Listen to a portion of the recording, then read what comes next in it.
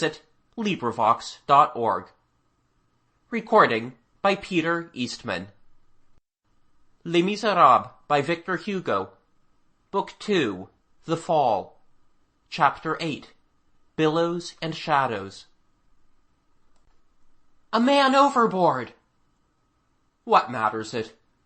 The vessel does not halt. The wind blows. That somber ship has a path which it is forced to pursue. It passes on. The man disappears, then reappears.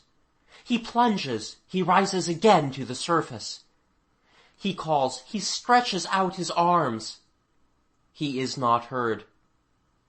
The vessel, trembling under the hurricane, is wholly absorbed in its own workings. The passengers and sailors do not even see the drowning man. His miserable head is but a speck amid the immensity of the waves. He gives vent to desperate cries from out of the depths. What a spectre is that retreating sail! He gazes and gazes at it frantically. It retreats, it grows dim, it diminishes in size. He was there but just now. He was one of the crew. He went and came along the deck with the rest. He had his part of breath and of sunlight. He was a living man. Now, what has taken place? He has slipped. He has fallen. All is at an end. He is in the tremendous sea. Underfoot, he has nothing but what flees and crumbles. The billows, torn and lashed by the wind, encompass him hideously. The tossings of the abyss bear him away. All the tongues of water dash over his head. A populace of waves spits upon him. Confused openings half devour him. Every time that he sinks, he catches glimpses of precipices filled with night. Frightful and unknown vegetation seize him, knot about his feet, draw him to them. He is conscious that he is becoming an abyss, that he forms part of the foam. The waves toss him from one to another. He drinks in the bitterness. The cowardly ocean attacks him furiously to drown him. The enormity plays with his agony. It seems as though all that water were hate. Nevertheless, he struggles. He tries to defend himself. He tries to sustain himself. He makes an effort. He swims. His petty strength all exhausted instantly, combats the inexhaustible. Where then is the ship? Yonder, barely visible in the pale shadows of the horizon. The wind blows in gusts. All the foam overwhelms him. He raises his eyes and beholds only the lividness of the clouds. He witnesses amid his death pangs the immense madness of the sea. He is tortured by this madness. He hears noises strange to man, which seem to come from beyond the limits of the earth, and from one knows not what frightful region beyond. There are birds in the clouds, just as there are angels above human distresses. But what can they do for him? They sing and fly and float, and he rattles in the death agony. He feels himself buried in those two infinities, the ocean and the sky, at one and the same time.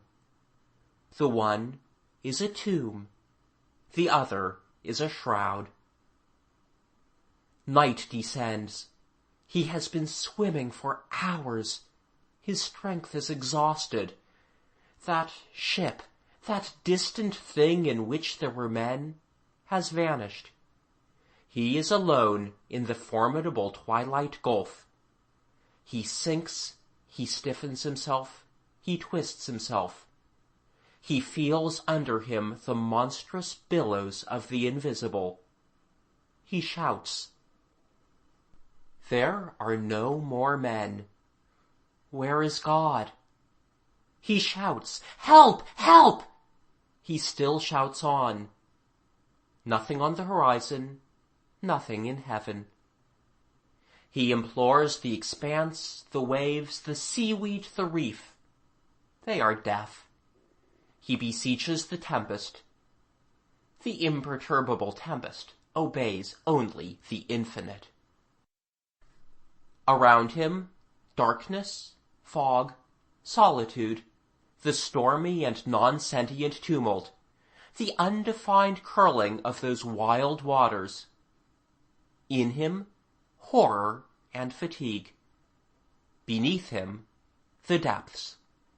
Not a point of support. He thinks of the gloomy adventures of the corpse in the limitless shadow. The bottomless cold paralyzes him. His hands contract convulsively. They close and grasp nothingness. Winds, clouds, whirlwinds, gusts, useless stars. What is to be done? The desperate man gives up. He is weary. He chooses the alternative of death. He resists not. He lets himself go. He abandons his grip. And then he tosses for evermore in the lugubrious, dreary depths of engulfment. O implacable march of human societies! O losses of men and of souls on the way! Ocean into which falls all that the law lets slip! Disastrous absence of help! O moral death!